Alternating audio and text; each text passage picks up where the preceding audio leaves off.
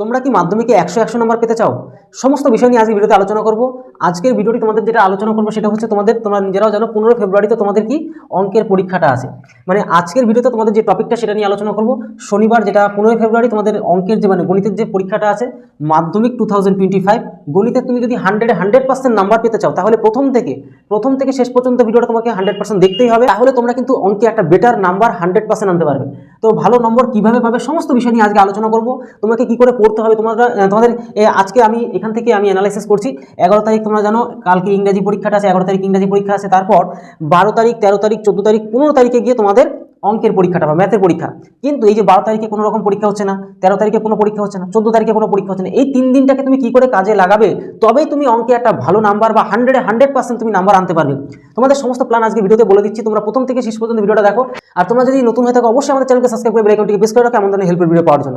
দেখো একদম তোমাদেরকে ফুল প্ল্যানে তোমাদের সমস্ত জিনিসগুলোকে শিখিয়ে দিচ্ছি। আর তোমরা অনেকে জানো যে শুধুমাত্র যারা তোমরা একদম প্রথম বছর শুরু থেকে ভালো করে পড়াশোনা করোনি, তোমরা শুধু চাইছো যে কোনো মতে পাস করে যেতে পারলে হলো, তাদের জন্য প্ল্যান তোমাদের বলে দিচ্ছি।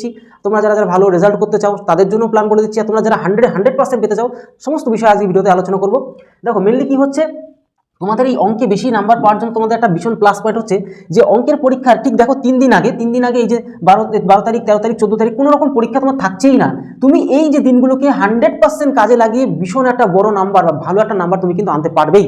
তো যাই হোক, তোমরা যারা শুধুমাত্র পাস করতে চাচ্ছ তাদের জন্য প্ল্যানটাও তোমাদেরকে বলে দিচ্ছি। যেমনটা তোমরা নিজেরাও জানো উপপাদ্য সম্পাদ্য আর হচ্ছে প্রজেক্ট, এই 3টে জিনিস তোমার একটা সুবর্ণ একটা সাইড যেখান থেকে তোমরা কিন্তু একটা সেফ জোনে ভালো একটা সামান্য নাম্বার পেয়েও পাস করে যেতে পারবে।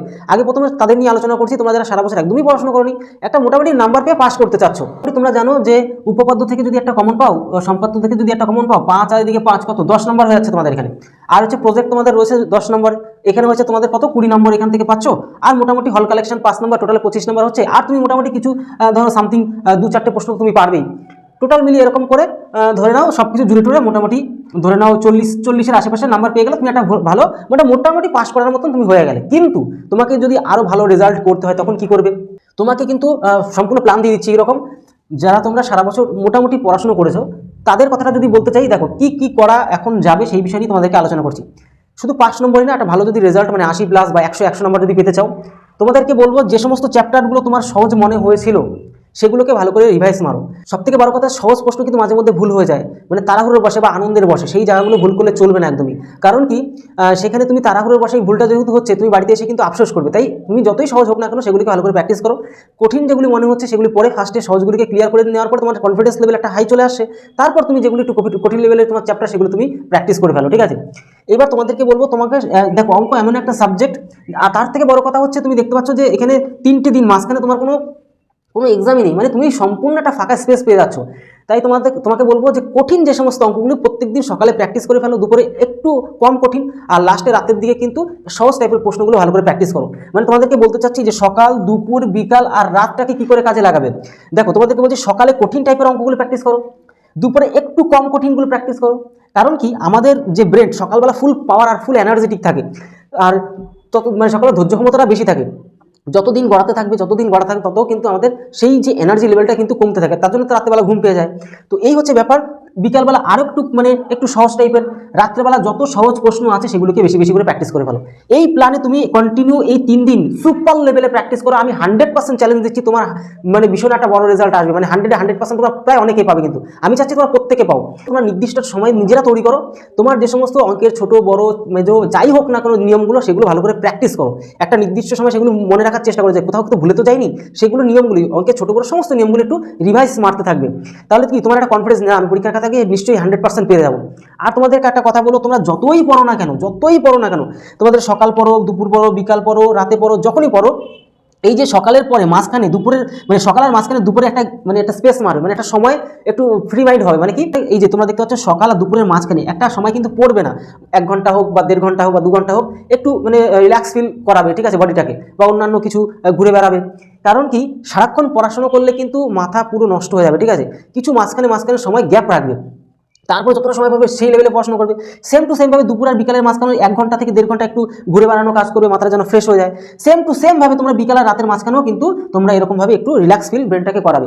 আর যতটা সময় পাবে সেই লেভেলে প্র্যাকটিস করো। আর একটা খুব গুরুত্বপূর্ণ বিষয়, তোমাদের রাতের ঘুম যেন কোনোভাবে মিস না হয়। যদি রাতের ঘুম মিস করো, অন্তত 6 থেকে 7 ঘন্টার নিম্নপক্ষে যদি না ঘুমাও, তাহলে পরীক্ষার খাতায় 100% চ্যালেঞ্জ দিলাম তোমার পরীক্ষা খারাপ হবে। কারণ কি, তোমরা একটা কথা শুনেছো যে 1 রাতের ঘুম 7 রাতে কিন্তু শেষ হয় না। তাই ঘুমের ঘাটতি কোনো রকমভাবে যেন না হয়, কারণ আমরা যখন ঘুমাই আমাদের ব্রেন থেকে বিভিন্ন ধরনের হরমোন রিলিজ হয়, যেগুলো আমাদের শরীরে ভীষণ পরিমাণে প্রয়োজন। তাই ওই ভুলটা একদম ভুল করবে না, রাতের ঘুম যেন কোনোভাবে মিস না হয়। আর বিশেষ করে পরীক্ষা, যে 15 তারিখে আমাদের পরীক্ষা, আমার যেটা অঙ্কের পরীক্ষা, তার আগের দিন যে 14 তারিখের রাতের ঘুম যেন কোনোভাবে মিস না হয়। কারণ কি, তুমি যদি ঠিকমতো না ঘুমাও এই কয়দিন, মানে আমি বলতে চাচ্ছি ঘুমটা বেশি দরকার নেই, কমও দরকার নেই, সঠিক মানে 6 থেকে 7 ঘন্টা অবশ্যই নিশ্চয়ই ঘুমাবে। কারণ কি, এই জিনিসটা অনেকে ভুল করে। এই ভুল করার জন্য পরীক্ষা খাতায় গিয়ে কেন এনার্জি সেরকম পায় না বা ঘুম ভাব পায়, তখন তোমার যেই ফোর্সটা তুমি লাগাতে পারতে সেটাও কিন্তু লাগাতে পারবে না, বা তুমি যতটা এনার্জেটিক থাকা দরকার ছিল পরীক্ষার খাতায় ততটা তুমি কিন্তু এনার্জেটিক থাকতে পারবে না। তার জন্য এই বিষয়টা আমি তোমাদের উল্লেখ করে বলে দিলাম। এইবার তোমাদেরকে একটা কথা বলবো যে এসব বিষয় তো তোমাদের গেল। তোমরা অনেকে বলছিলে যে উপপাদ্যের কিছু সামান্য সাজেশন দেওয়ার কথা। এই দেখো তোমাদের এখানে লিখেছে উপপাদ্য 34, তোমাদের পেজ নাম্বার হচ্ছে 123 পেজ, আর উপপাদ্য 38 পেজ নাম্বার 164 পেজ, উপপাদ্য 49 পেজ নাম্বার 285, পেজ নাম্বার হচ্ছে 32, তোমার পেজ নাম্বার 32 না মানে আর কি, উপপাদ্য 32 পেজ নাম্বার হচ্ছে 59, উপপাদ্য 33 পেজ নাম্বার হচ্ছে আমাদের 60। টোটাল বিষয় একটু আলোচনা করে দিলাম তোমাদের সাথে। আর অবশ্যই আমাদের এই চ্যানেলে যদি তোমরা নতুন হয়ে থাকো, অবশ্যই আমাদের চ্যানেলে সাবস্ক্রাইব করে বেল আইকনটি প্রেস করে রাখো এমন ধরনের হেল্পফুল ভিডিও পাওয়ার জন্য। আর তোমাদেরকে আরও একটা কথা বলবো, তোমরা মোটামুটি এই 3 দিন প্ল্যান করে খাটো, 100% তোমার বেটার একটা রেজাল্ট গ্যারান্টি সহকারে হবে। তো যাই হোক, ভিডিওটা আজকে এই হলো। তত সময় সবাই ভালো থেকো, সুস্থ থাকো। জয় হিন্দ, জয় ভারত।